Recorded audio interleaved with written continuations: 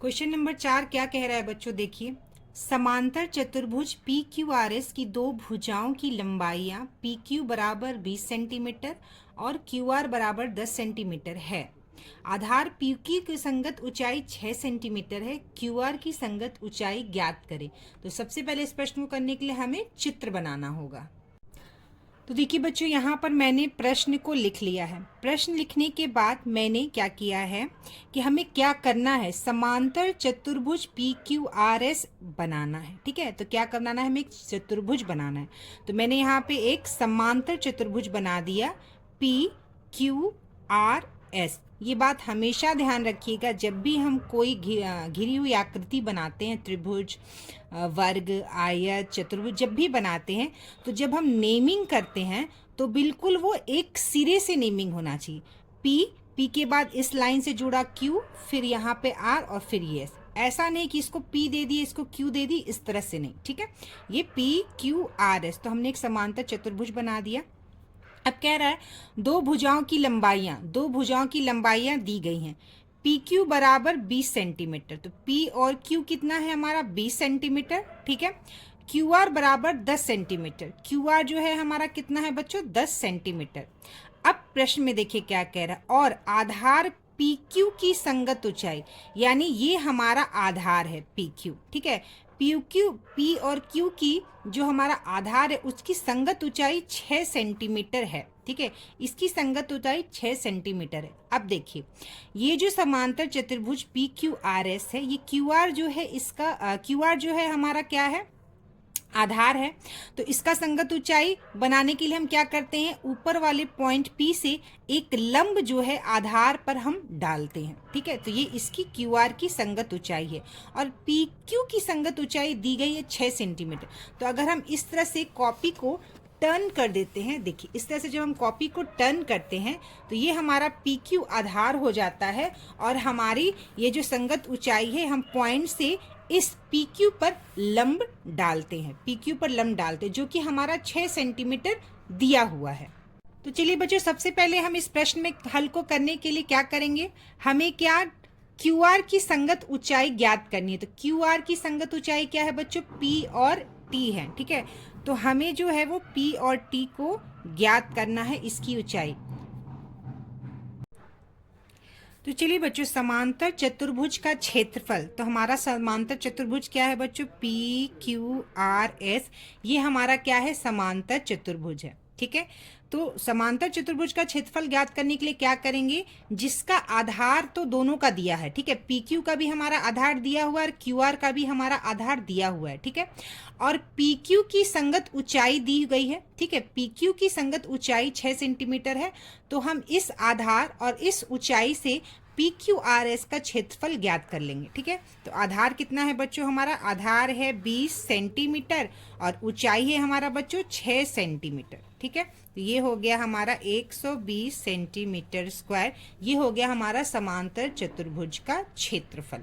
ठीक है, चलिए बच्चों, अब हमें देखिए क्या मालूम करना है। हमें प्रश्न के हिसाब से पीटी यानी क्यूआर की संगत ऊंचाई को पता करना है। तो हमें पी क्यू आर एस यानी समांतर चतुर्भुज का हमें क्षेत्रफल तो ज्ञात हो गया। ठीक है, हमें क्षेत्रफल ज्ञात हो गया, पहली चीज।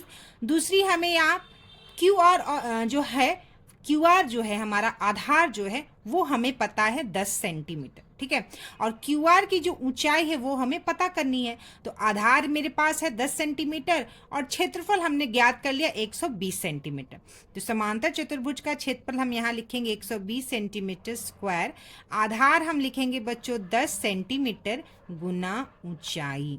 ठीक है, ठीक है, तो ऊंचाई बराबर कितना हो जाएगा बच्चों, ऊंचाई बराबर हो जाएगा हमारा 120 centimetre by 10 centimetre. 120 centimetre square by 10 centimetre. ये और ये हमारा कट गया, ये और ये हमारा कट गया, और ये आ गया बच्चों हमारा 12 सेंटीमीटर, यानी कि हमारी ऊंचाई। ठीक है, तो ऊंचाई हमारा कितना आ गया बच्चों, ऊंचाई आ गया हमारा बच्चों 12 सेंटीमीटर। तो चलिए बच्चों, हमारा पांचवा प्रश्न है, एक त्रिभुज का क्षेत्रफल ज्ञात करें जिसका आधार 16 सेंटीमीटर और ऊंचाई 12 सेंटीमीटर। ठीक है, तो त्रिभुज का क्षेत्रफल होता है बच्चों 1/2 गुना आधार गुना ऊंचाई। ठीक ठीक है। तो हमारा आधार कितना दिया है 16 सेंटीमीटर और हमारी ऊंचाई कितनी दी है 12 सेंटीमीटर, ठीक है। तो 1/2 गुना आधार 16 सेंटीमीटर, ऊंचाई 12 सेंटीमीटर, ठीक है। 2 से यह 12 6 बार में कट गया, 16 गुना 6 हो गया हमारा 96 सेंटीमीटर स्क्वायर। एक्चुअली बच्चों ये प्रश्न हल करते समय जब मैं वीडियो बना रही थी तो थोड़ा सा वीडियो गड़बड़ हो गया था, काफ़ी उसका आवाज़ धीमा हो गया था, इसलिए मैंने इसको फिर से बनाया, इसलिए प्रश्न हल किया हुआ है, ठीक है। चलिए नेक्स्ट क्वेश्चन करते हैं हम लोग। चलिए बच्चों हमारा छठा प्रश्न है, रिक्त स्थान को भरें। त्रिभुज बना हुआ है, आधार दी हुई गई है, ऊंचाई दी गई है, क्षेत्रफल भी दिया गया, कुछ कुछ कॉलम इसमें खाली जिसको हमें भरना है। बहुत ही आसान प्रश्न है। त्रिभुज का क्षेत्रफल क्या होता है बच्चों 1/2 गुना आधार गुना ऊंचाई, ठीक है। तो पहला प्रश्न में 50 सेंटीमीटर आधार है और ऊंचाई 30 सेंटीमीटर। तो पहला हम लोग हल करेंगे 1/2, आधार कितना है बच्चों हमारा 50 सेंटीमीटर और ऊंचाई कितना है 30 सेंटीमीटर, ठीक है। 2 से यह 30 15 बार में कट गया, तो हमारा आ गया 50 सेंटीमीटर गुना 15 सेंटीमीटर बराबर 750 सेंटीमीटर स्क्वायर, ठीक है। तो हम लोग यहाँ पर क्या लिख देंगे बच्चों उत्तर में 750 सेंटीमीटर। तो हम लोग यहाँ पे क्या लिख देंगे बच्चों, यहाँ पे लिख देंगे हम लोग 750 सेंटीमीटर स्क्वायर, हमारा ये उत्तर आ गया। दूसरा, तो चलिए बच्चों अब हम लोग नेक्स्ट क्वेश्चन देखते हैं। नेक्स्ट क्वेश्चन है दूसरा, यहाँ पर 40 मीटर आधार है और 60 मीटर हमारी ऊंचाई है और हमें क्षेत्रफल ज्ञात करना है, ठीक है। तो दूसरे वाले प्रश्न में भी त्रिभुज का क्षेत्रफल क्या हम लोग निकाल देंगे, इसको डैश करते हैं। 1/2 गुना कितना दिया है बच्चों हमारा 40 और 60 दिया है, तो 40 मीटर गुना 60 मीटर, 2 से ये कितने बार में कट गया बच्चों 20 बार में, तो हमारा कितना आ गया 20 मीटर गुना 60 मीटर, ठीक है। तो ये कितना हो गया 120 मीटर स्क्वायर। कितना आ गया बच्चों हमारा उत्तर 120 मीटर स्क्वायर। तो यहाँ पर हम कॉलम में भर देंगे, क्या भर देंगे बच्चों 120 मीटर स्क्वायर, हमारा क्या निकल गया क्षेत्रफल।